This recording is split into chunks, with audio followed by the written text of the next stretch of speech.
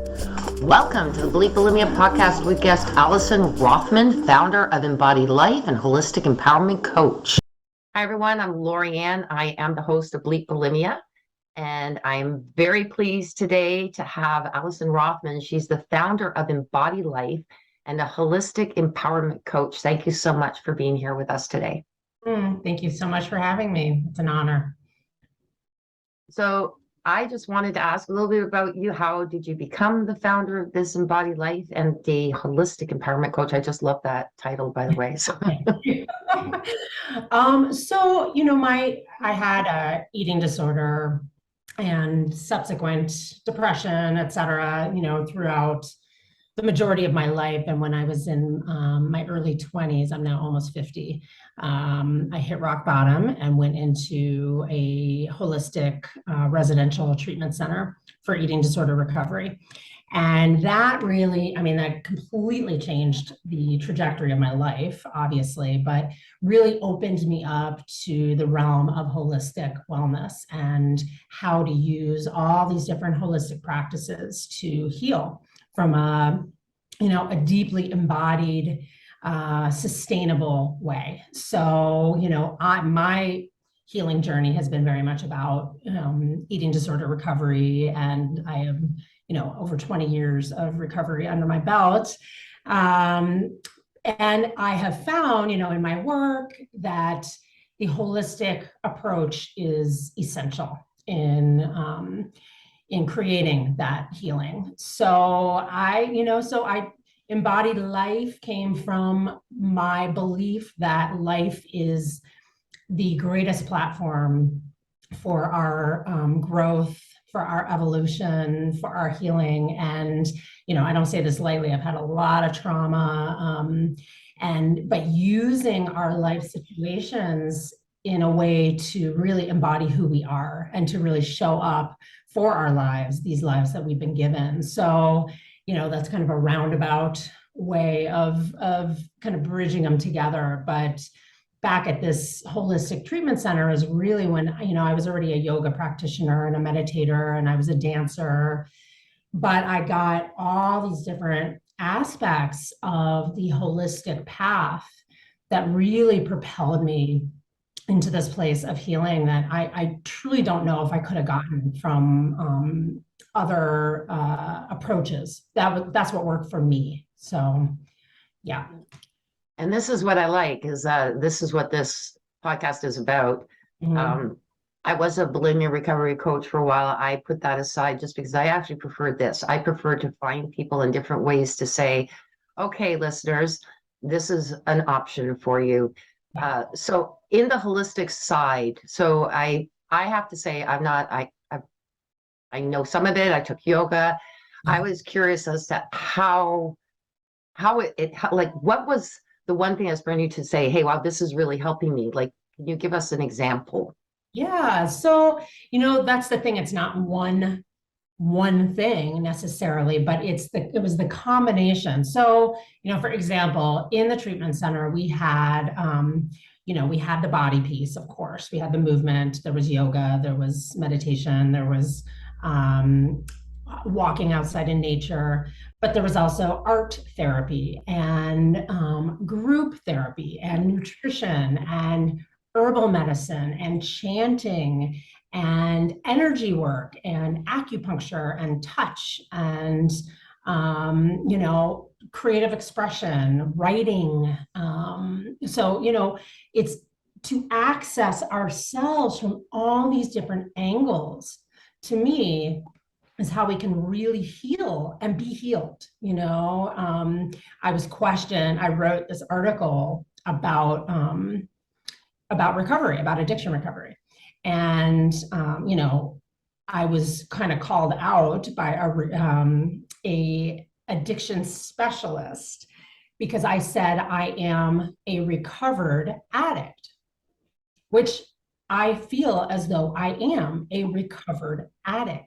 I think, I know the eating disorder is in me, it comes up, of course, I hear that voice, but I am so far removed from it that I feel like I can confidently say that I am recovered, and I believe that it is possible to be recovered. And her vision was once an addict, always an addict. I'm like, I don't buy that. I think that that's an excuse to a degree, and and I don't take addiction lightly. I mean, it's a massive, very life inhibiting, way of being, but I know that there's ways through. And to me, like, bring all the holistic practices together really was key. I mean, there's flower essence therapy, there's gazillions of, I could keep going, all the different ways that worked for me, and how I work with people now currently.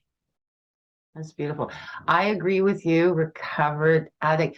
However, I believe that, yes, you're right. Don't take it lightly. And there are some addictions that, you go back to, I mean, and odds are you're going to just keep doing it. I think that in eating disorders, there is a way to fully recover because you can teach yourself. We have to have food every day. We don't have to have drugs. We don't have to have alcohol. We don't have to have those things. We can remove ourselves from that. Food, you have to. And I think it's really important to become a recovered addict because once you're there, once like, I mean, my eating the way I eat today, I thought, wow, if I'd done that my whole life, I don't diet. I refuse to do anything like that. I think it's very dangerous to do that. And I think maybe in the 12 years of recovery, there was twice where I felt that little voice, like you said. And that was when I taken on more than I could chew and doing things I didn't like to do for someone else. Then I had to say, you know what, for my health, I'm sorry, I love you, but I can't do it. And I would quit. And we're not quitters.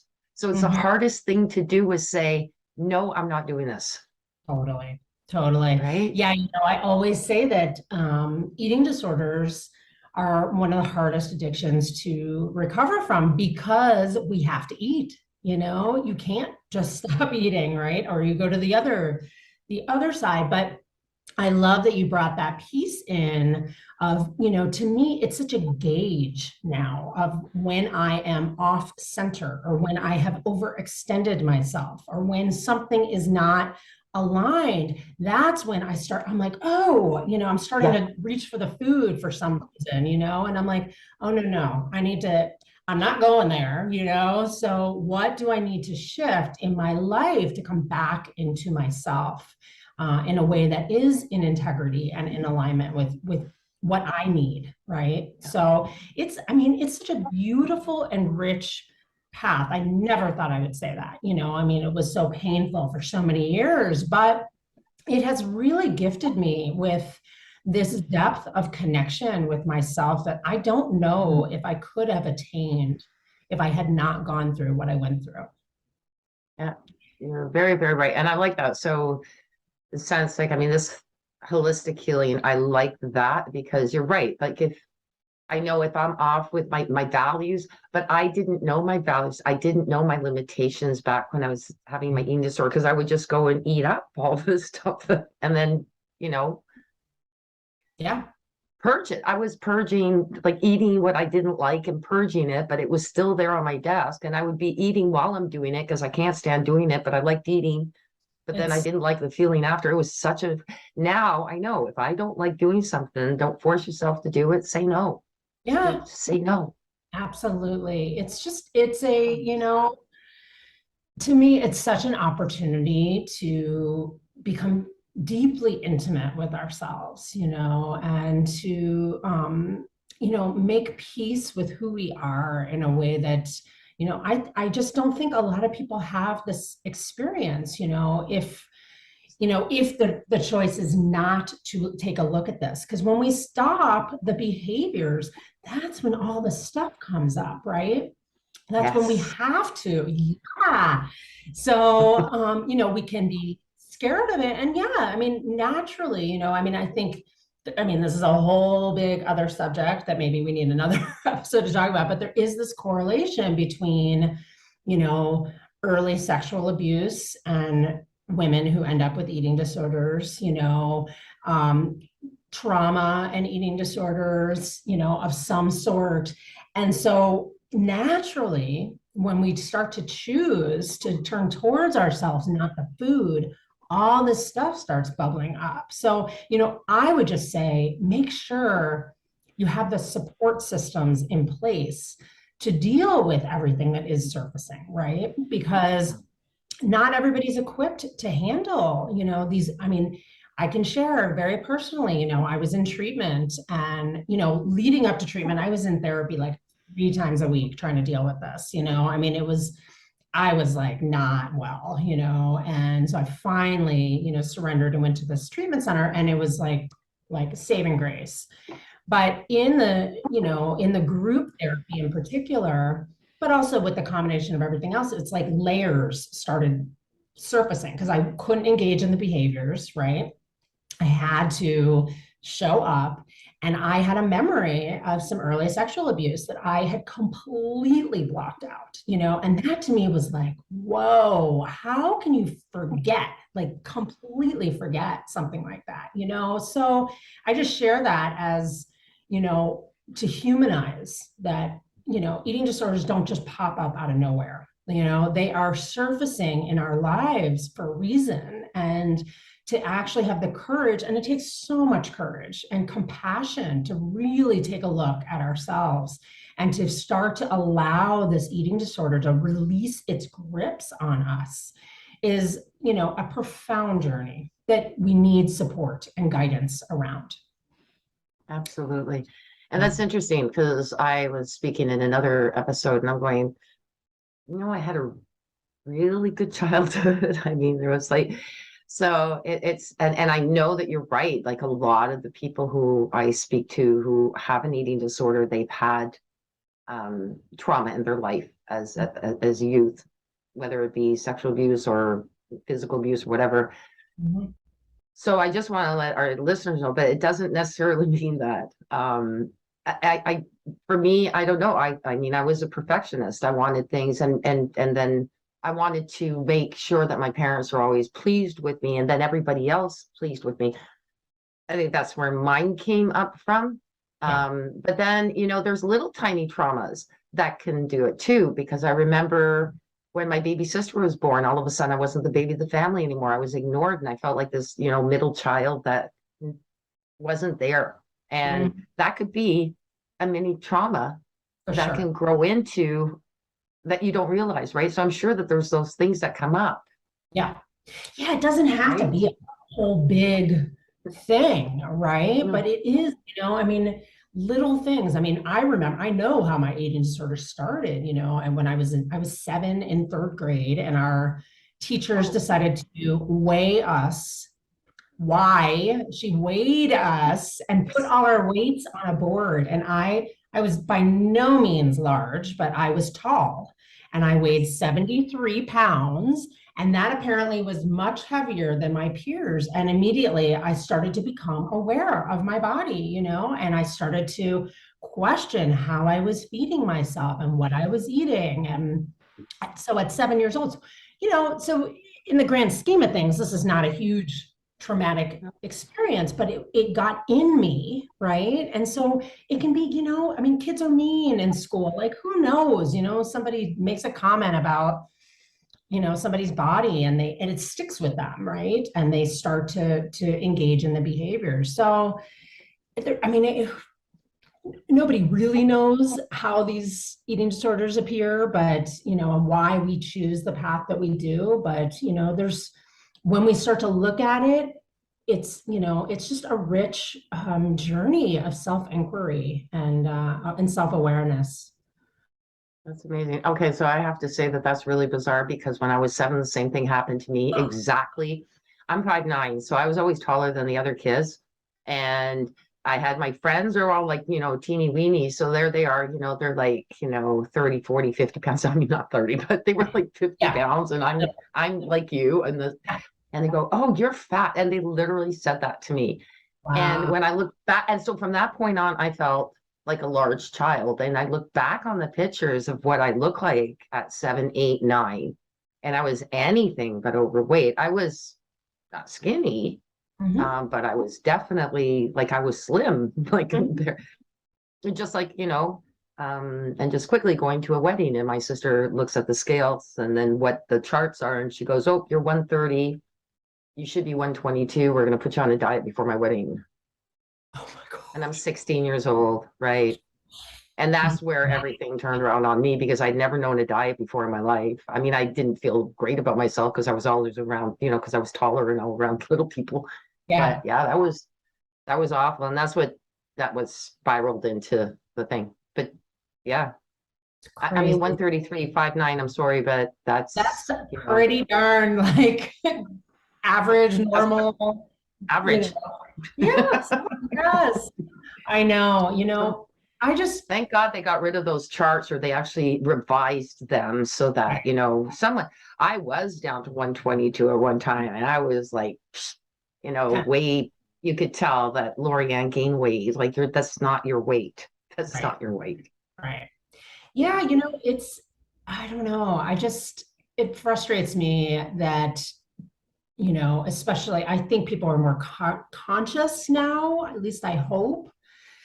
But, language and how we talk to people about how they look, and especially our kids. I mean, I'm raising a boy, but, I have a lot of friends who are raising girls, and it's just so crucial to focus on how, asking people how kids, girls, whatever, teenagers, to focus on how they're feeling in themselves rather than what they look like. And, I was same, like there were just diets being thrown everywhere. And again, I do feel like I think society has evolved a little bit more into, working more in the realm of like intuitive eating and nourishment rather than dieting. But, to just be super mindful of how we talk, even how we talk about ourselves in front of our children, how we talk about ourselves in front of our peers, so and it's not always easy. I mean, I have days where I'm like, I feel so uncomfortable in my skin, like my clothes, like, but that's the practice, of really learning how to breathe into ourselves. And meditation has been key for my recovery, So, yeah, I don't know. There's just endless stories of these little moments in, our childhoods that were so deeply impactful. So, yeah, Yeah. yeah. That's interesting because we're talking about the little things that are impactful. And I like that because a lot of us oversee those ones. Mm-hmm. And we think of the bigger ones, and then but you look at the little ones and you're going, catching up. You spend $5, $5, $5, $5, $5 at the end of the month. You look at your credit card bill, you go, whoa, how'd that get Yeah, there? Right. exactly. Exactly.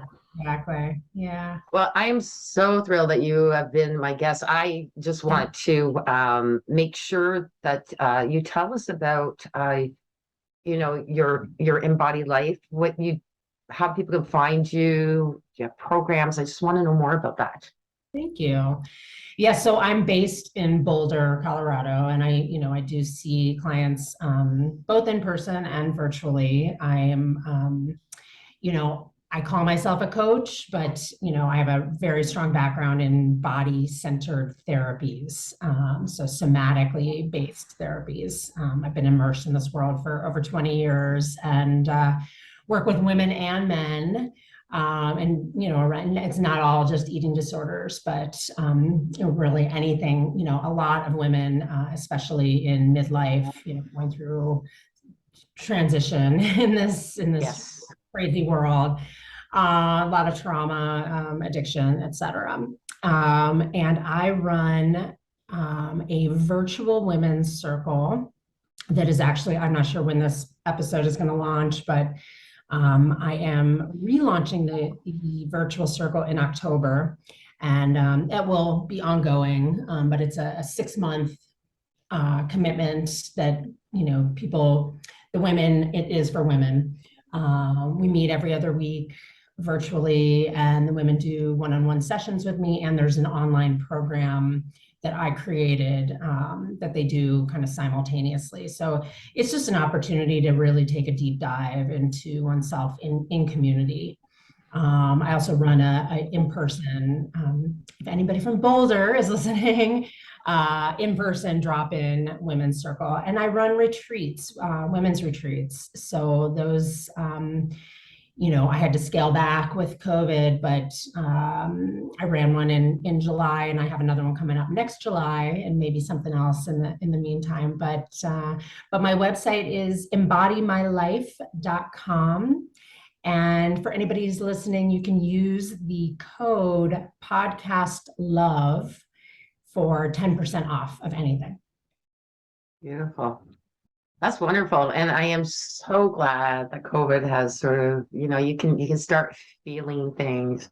And there talk about another thing that made us self-aware, Yes. taking those 2 years. And you kind of, I'm looking back and going, that's so surreal that it happened. It's so surreal that it happened. Now that it's opening up, we still have the people wearing masks, and where I work, we wear them as a courtesy. But it's so nice to see it opening up and people getting together again. So that's wonderful about your retreats. Yeah. Maybe they're so fun. I mean, it's yoga. It's a total rite of passage, very holistic. Yoga, meditation, dance, organic food, writing, nature, hot springs. And this is in Colorado that you? Right now, like I said, I kind of I'm taking it slow with that because they're a major endeavor. But the one that I have been doing is at Joyful Journey Hot Springs here in Colorado. It's in a gorgeous part of the state, wherever I am. I'm gonna have to start getting a jug. My retreat next year. My treat. Well, that's my treat. Yes. It was just amazing to just be together again in community, but just one last thing that I was going to say about the COVID thing is it was totally surreal, and it really forced us to get creative in how we're connecting, and just being able, I was not doing even a fraction of the amount of Zoom stuff that I am now, and how wonderful to be able to connect with people from really all over the world. So, Absolutely. Yeah. And here we are. In Mississauga, Ontario. You're all the way in Boulder, Colorado, and we're chatting. Yeah. So I really appreciate this. I really, that it really is sounding very appealing to me. I haven't really gone traveling for a long time either. Well, we should talk. We'll talk. Yes. Yes. Right, listeners, thank you very much. And thank you so much, Alison. And we'll keep in touch. Thank you so much for having me. This was just lovely. So, yes, take care.